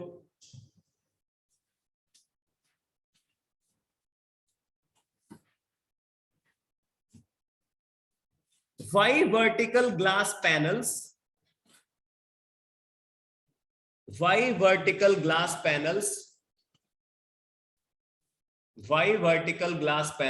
becomes thick? Why vertical glass panels becomes thick at the bottom? ये बताया था लिक्विड स्टेट में, ठीक है? वर्टिकल ग्लास पैनल्स बॉटम में थिक क्यों हो जाते हैं? तो क्योंकि ग्लास क्या है? सुपर कूल्ड लिक्विड है। इसका क्योंकि लिक्विड है अंदर से, इसका और उसके अंदर फ्लूइडिटी होगी, फ्लो करने की टेंडेंसी होगी, जैसे लिक्विड में होती है, फ्लो करने की टेंडेंसी होगी। और वो फ्लो करने की टेंडेंसी ग्रेविटी के इन्फ्लुएंस में ऑब्जर्व होती है। तो ग्रेविटेशनल पुल की वजह से क्या होता है? धीरे धीरे धीरे धीरे करके ग्लास ऊपर से नीचे की तरफ फ्लो करता है, लेकिन ये सब कुछ इतना स्लो होता है कि आपको दिखता नहीं है। मतलब ये प्रोसेस क्या है? रिवर्सिबल प्रोसेस, थर्मोडायनेमिक्स वाला reversible process. All slow processes are reversible, ठीक है ना? तो ग्लास जो है वो ग्रेविटी की वजह से ऊपर से नीचे फ्लो करता है, इस वजह से नीचे ग्लास का एक्यूमुलेशन हो जाता है, तो वहां पे थिकनेस बढ़ जाती है, ऊपर में वो थिन हो जाता है। ठीक, लिख लो, क्वेश्चन लिख लिया, लिखो। Since glass is a super cooled liquid, since glass is a super cooled liquid, since glass is a super cooled liquid, therefore it shows fluidity,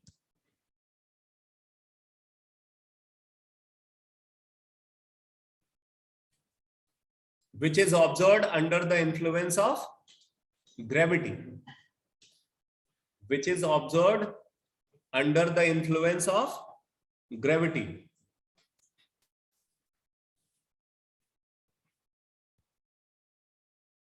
Due to this fact, it becomes thick at the bottom. Due to this fact, it becomes thick at the bottom in a long time interval. In a long time interval.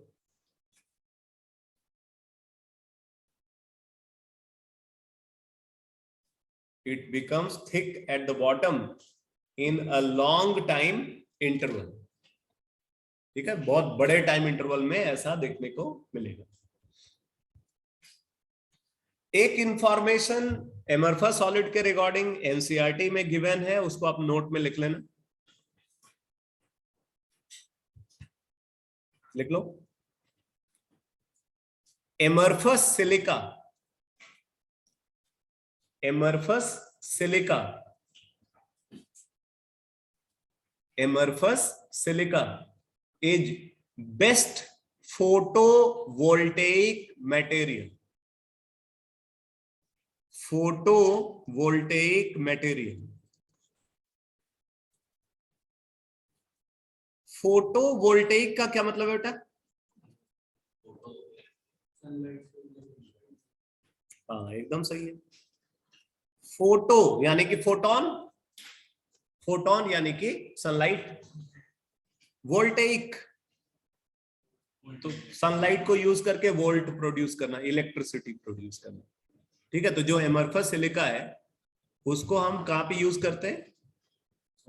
Solar panels.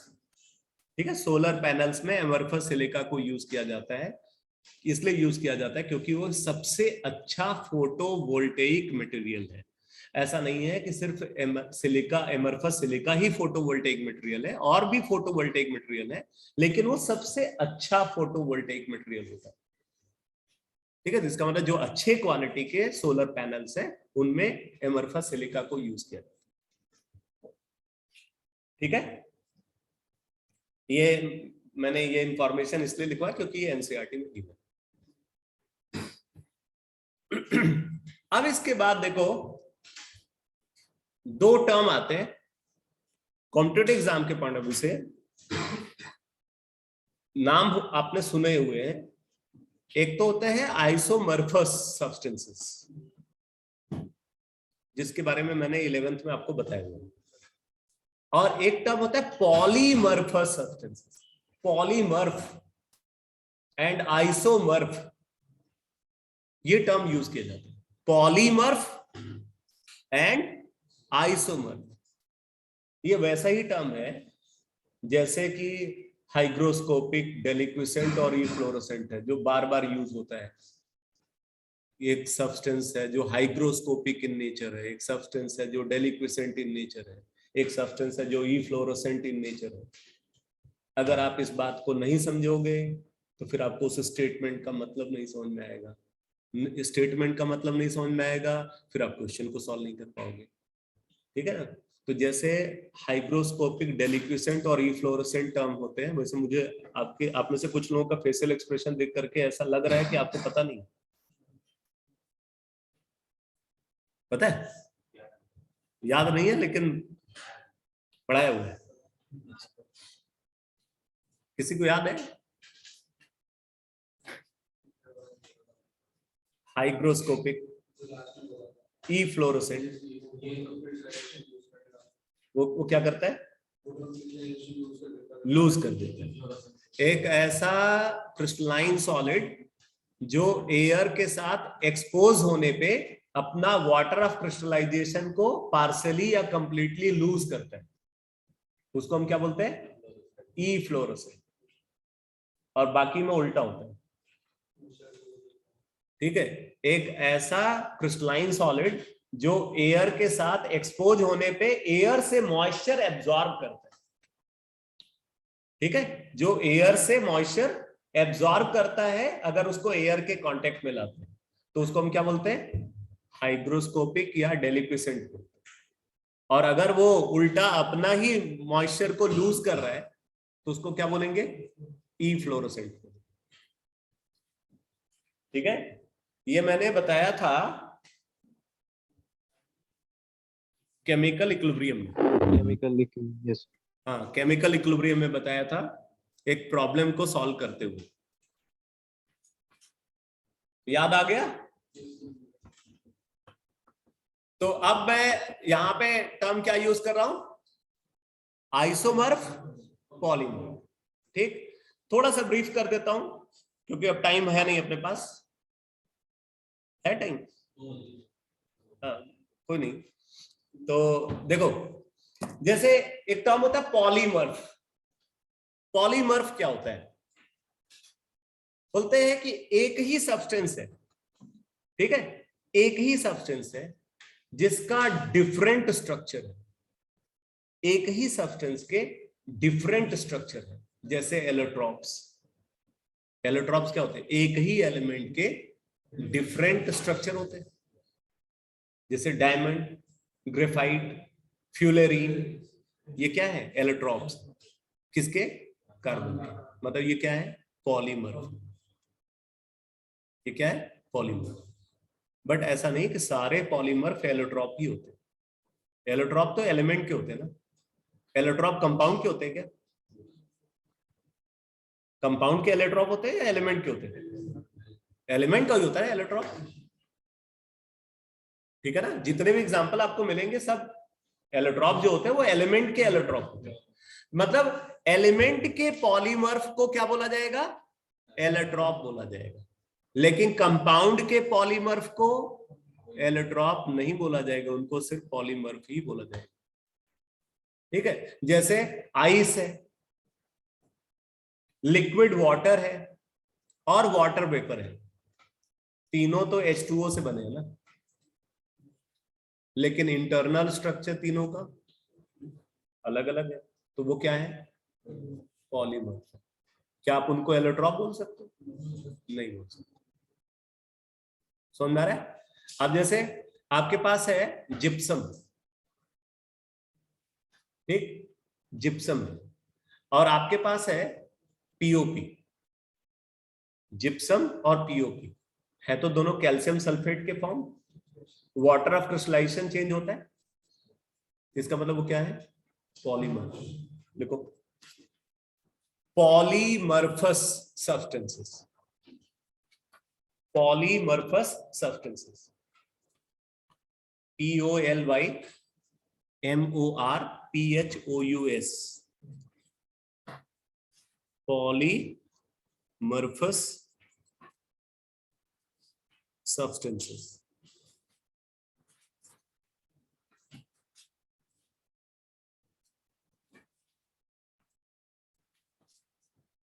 Definition लिखो बेटा।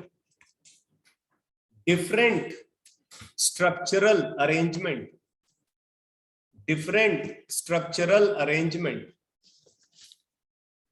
of same substance, different structural arrangement of same substance under different condition, different structural arrangement of same substance under different condition are called polymorphous substances. Polymorphs are called polymorphs. are called polymorphs, and this phenomena is called polymorphism. Polymorphism जैसे isomers और isomerism होता है, isomers और isomerism, वैसे यहां पे क्या पॉलीमर्फ्स and polymorphism. Phenomena को हम क्या बोल रहे हैं, पॉलीमर्फिज्म, और वो फॉर्म क्या है, पॉलीमर्फ्स। डिफिनीशन क्लियर हुई? एक ही सब्सटेंस के डिफरेंट स्ट्रक्चर जो अलग अलग कंडीशन में ऑब्जर्व हो रहे हैं, उनको हम क्या बोलेंगे, पॉलीमर्फ बोलेंगे, और इस फिनोमिना को पॉलीमर्फिज्म बोलेंगे। ठीक है, आगे नोट करो, देखो द टेम्परेचर एट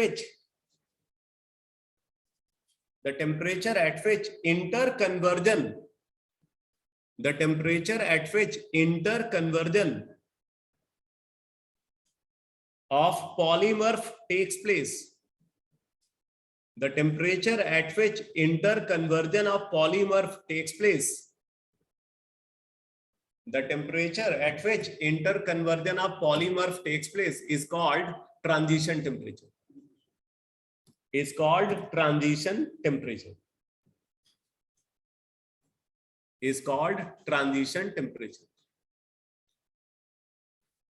ठीक है, अब इसी में नोट में लिखो polymorph of elements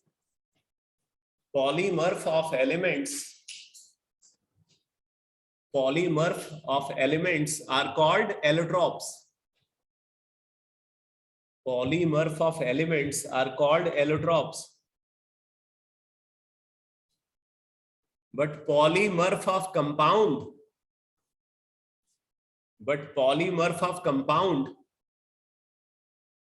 are not allotropes.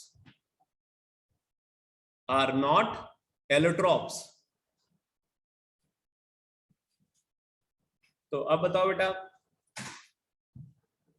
कोल और डायमंड क्या पॉलीमर्फ है?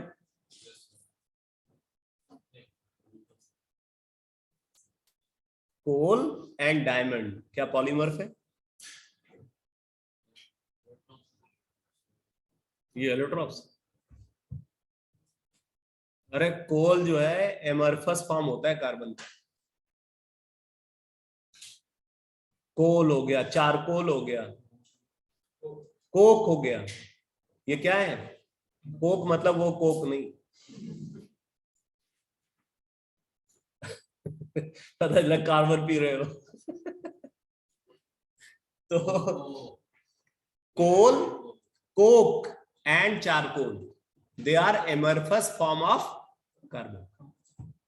ये जो पॉलीमर्फ है ना, ये क्रिस्टलाइन फॉर्म होता है। इसका मतलब कोल और diamond, coal and graphite, they are not polymorph, because polymorph must be crystalline in nature. समझ में आया कि नहीं? Polymorph must be crystalline in nature, लिख लेना इस बात को, polymorph must be crystalline in nature, polymorph must be crystalline in nature if they are present in solid state. If they are present in solid state. क्यों लिखवा है भाई इसको? ये क्यों ऐड करा है अभी? नहीं ये अभी मैंने बोला ना कि if they are present in solid state, ये वर्ड को, ये स्टेटमेंट को क्यों ऐड करवाया? नहीं तो फिर लिक्विड वाटर, आइस और वाटर वेपर का केस को आप कैसे एक्सप्लेन करोगे? भाई वाटर वेपर कौन सा क्रिस्टलाइन सब्सटेंस है क्या? क्रिस्टलाइन तो गैसियस सब्सटेंस है ना। क्रिस्टलाइन टर्म तो हम सॉलिड के लिए यूज करते हैं, समझ में? तो अगर सब्सटेंसेस सॉलिड फॉर्म में एग्जिस्ट कर रहे हैं तो वो पॉलीमर्फ तभी हो सकते हैं जब वो क्रिस्टलाइन फॉर्म हो। अगर वो एमरफस फॉर्म होंगे तो फिर आप उनको पॉलीमर्फ नहीं बोल सकते। ठीक, एक क्रिस्टलाइन फॉर्म और एक एमरफस फॉर्म, क्या ये पॉलीमर्फ हो सकते? कभी नहीं हो सकते। दो क्रिस्टलाइन फॉर्म पॉलीमर्फ हो सकते हैं, दो एमरफस फॉर्म पॉलीमर्फ कभी नहीं हो सकते। क्लियर हुआ?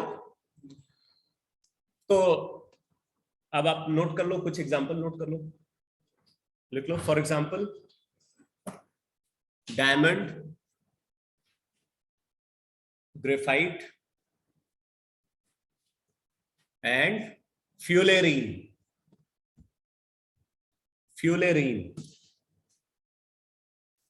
are allotropes as well as polymers.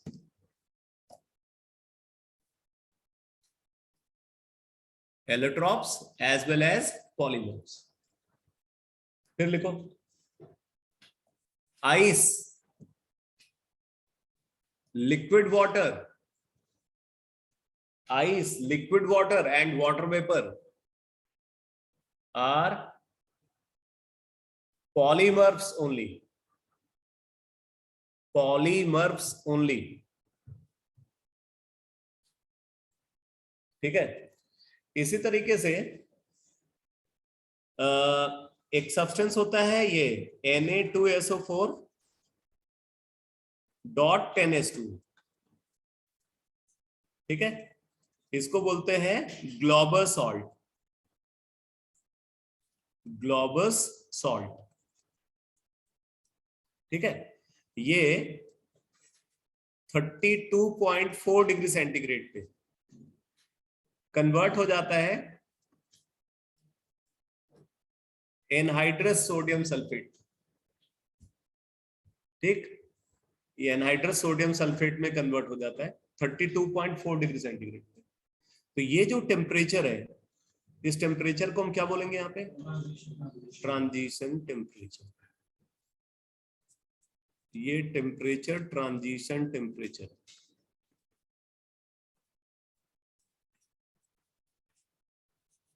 और इन दोनों को क्या बोलेंगे भाई? पॉलीमर्स। क्या ये एलोट्रॉप्स होंगे? ये एलोट्रॉप्स नहीं है सर। ठीक है, ऐसे ही आप लिख सकते हो gypsum and plaster of Paris, POP. Gypsum and POP are polymers. Gypsum and POP are polymers. Dead burnt plaster क्या है? Dead burnt plaster किसको बोलते हैं? Dead burnt plaster?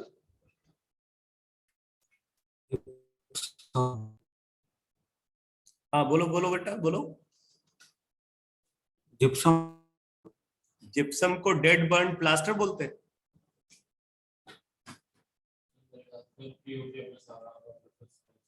हाँ, एनहाइड्रस कैल्शियम सल्फेट को डेड बर्न प्लास्टर बोला जाता है।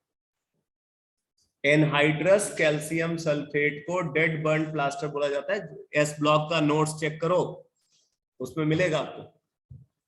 Compounds of alkaline earth metal में डिस्कस किया है इस चीज को।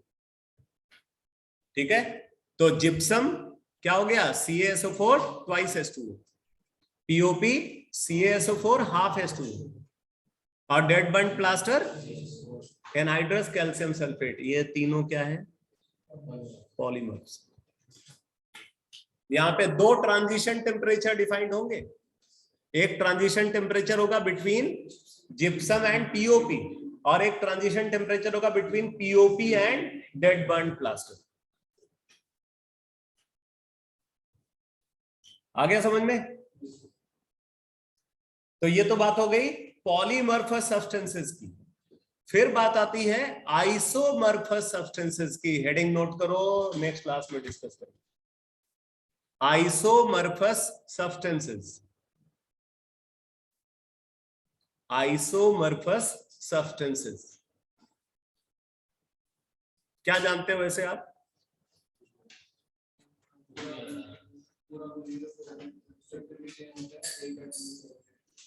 एक एलिमेंट को छोड़ करके बाकी सारे एलिमेंट सेम होते हैं, सेम नंबर में प्रेजेंट होते हैं, सिमिलरली अरेंज्ड होते हैं, ठीक है।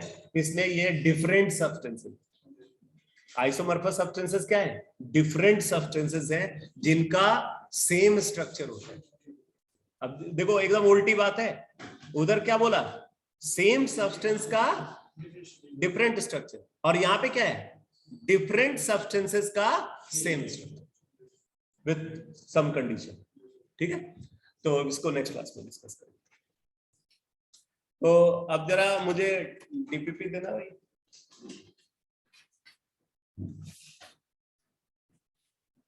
सब कर लिया? अच्छा, कहीं ऐसा तो नहीं यहां से देख करके सब कर लिया?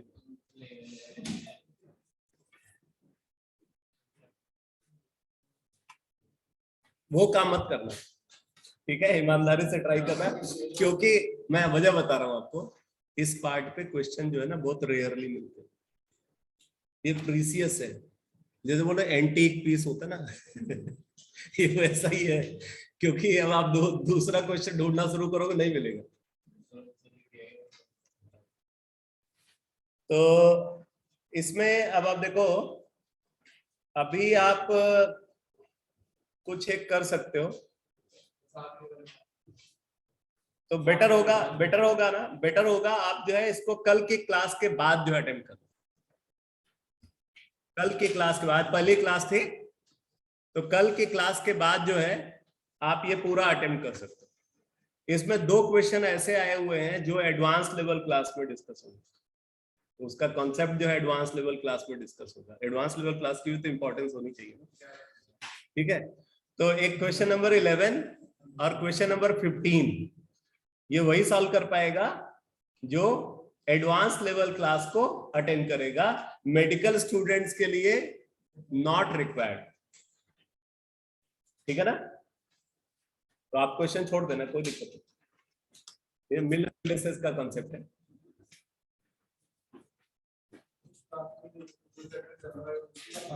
हाँ उसी के पार्ट, ऐसा नहीं मैं कोई नई चीज खोल दूंगा।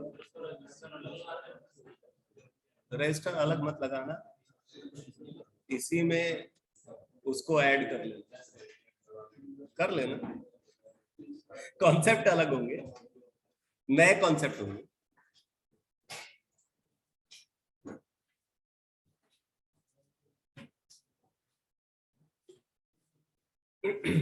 ओके बेटा, Good afternoon, sir.